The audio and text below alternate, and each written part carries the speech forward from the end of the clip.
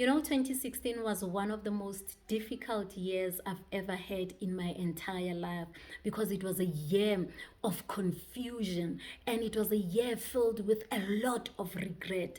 And because I had so much regret, I just was not able to enjoy my life. I just didn't have peace in my soul.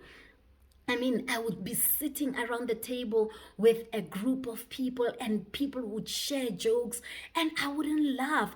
And they would think I didn't have a sense of humor, but it wasn't the case. It was the fact that my mind was constantly busy. Although I was with them around the table, I was really not with them. I would struggle to sleep. I would go to bed early, but then I would end up only falling asleep around 1 a.m., 2 a.m., right? And it was because my mind was constantly busy. And because I slept late, I struggled again to get out of bed. So it was an issue to go to bed, and it was a serious problem to get out of bed. And because I didn't get enough sleep, I was forever tired during the day. So that was a very hectic year for me until I had John Maxwell sharing a story where he said he was having a breakfast with a guy by the name of Kent Meyer, and that guy asked him, John, do you have a plan for growth? When I heard that, I started asking myself, but do I have a plan for growth? I was regretting a decision that I had made 3 years ago. And in that year, 2016, that decision was still haunting me because, I had left my job, a well-paying job with good benefits. I was in a good position, in a great company. And I decided to leave because I felt that there was something out there for me, bigger that I was supposed to be doing. But I didn't know what that something is. So when life happened, when things didn't come together as I had hoped, by 2016, I was still regretting the decision of quitting my job.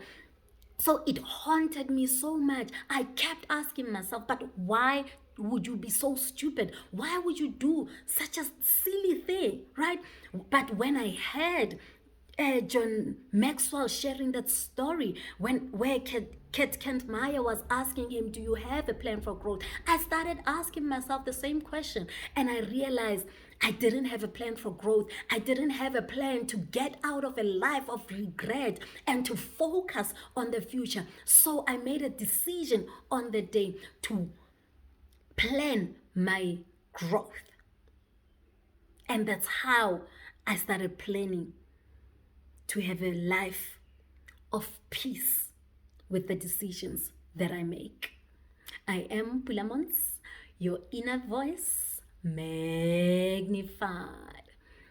So on the day I made a decision to grow myself, I made a decision to move forward, I made a decision to accept the decisions that I had made in the past, to make peace with those decisions. I realized that in order for me to move forward, in order for me to have a plan for growth, I needed, first of all, to have a plan for peace in my soul, to have a plan for a peaceful life, because I needed to make a peace with the decisions that I had made in the past, because they were holding me back. They were keeping me in one place. A life of regret had no future for me. So I decided on the day that I'm going to let go of the regret. I'm going to make peace with the decisions that I made, because I can't go back. I decided to that day when I made a decision to leave my job. So I might as well make the most of what I have currently. And when I did that, I found, it took me a while though. It took me a while. It was every day where I had to come back and remind myself. Every time I found myself where I would be in a situation where I'm starting to feel some regret creeping in, I constantly needed to remind myself that, you know what, I can only make decisions based on what I know at this stage.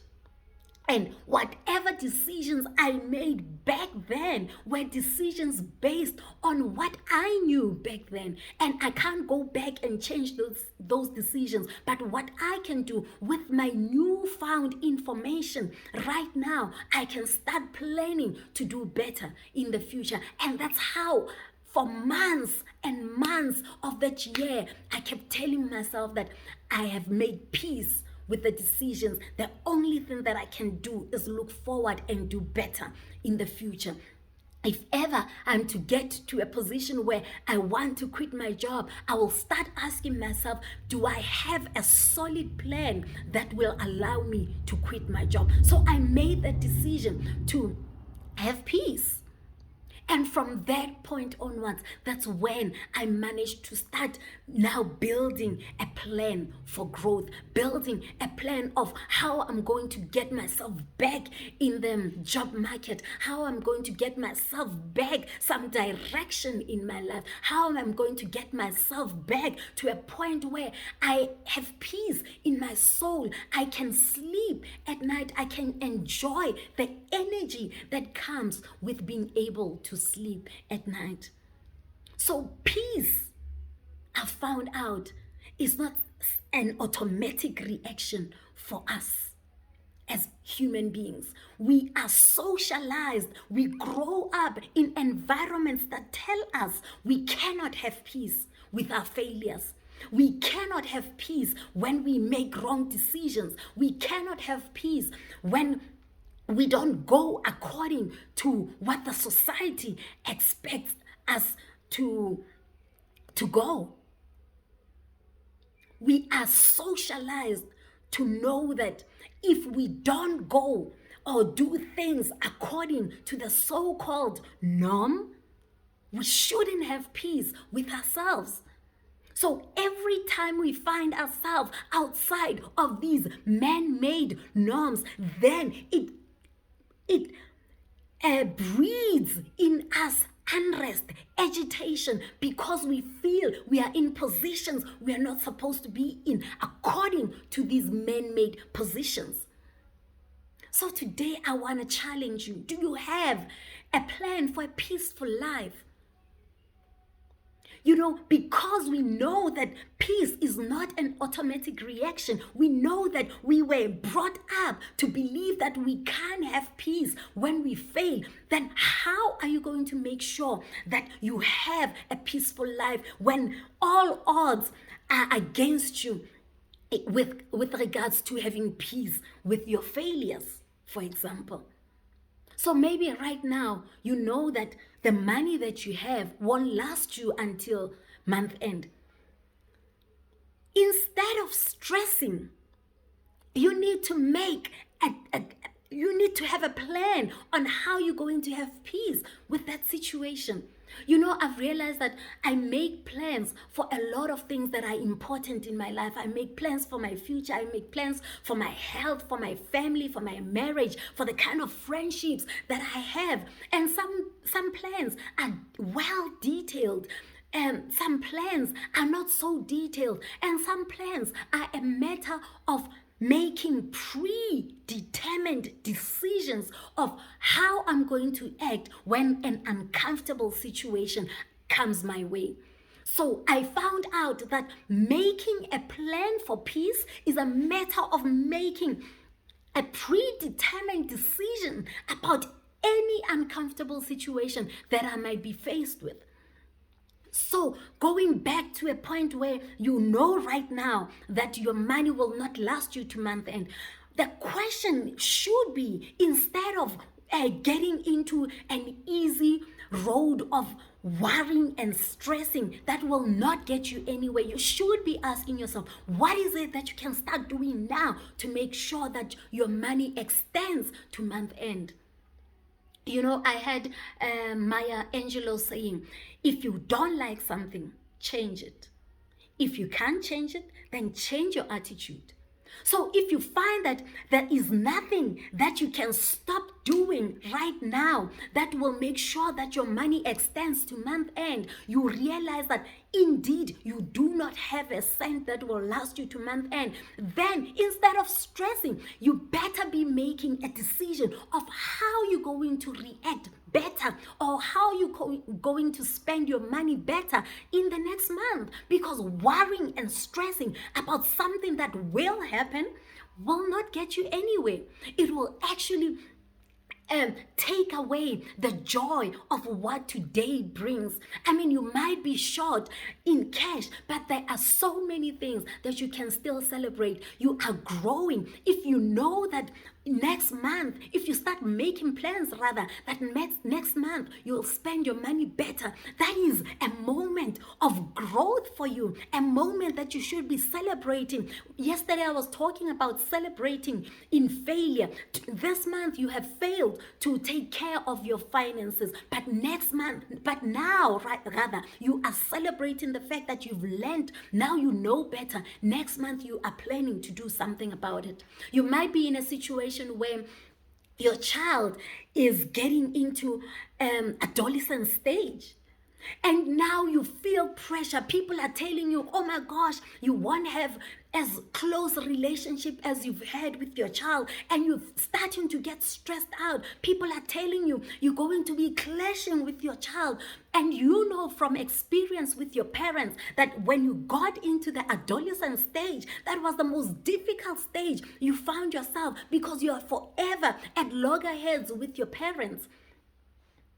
What are you going to do? What are you going to do? What is it that you can do right now? What is that decision that you can make right now? Because you know it's going to happen. Yes, pre-adolescent stage, you were very close. You were your child's best friend, but you understand that they are getting into a stage where they need a level of independence, where they need a level of exploration of the world outside of the relationship with you. So make the decision right now to have peace with that kind of situation. Make the decision right now to make sure that, you know what, your relationship will be better with your child than the relationship that you had with your parents when you were entering adolescent stage. Make the decision to allow your child to have that freedom, because you know it's important for this developmental stage for them to have that kind of independence.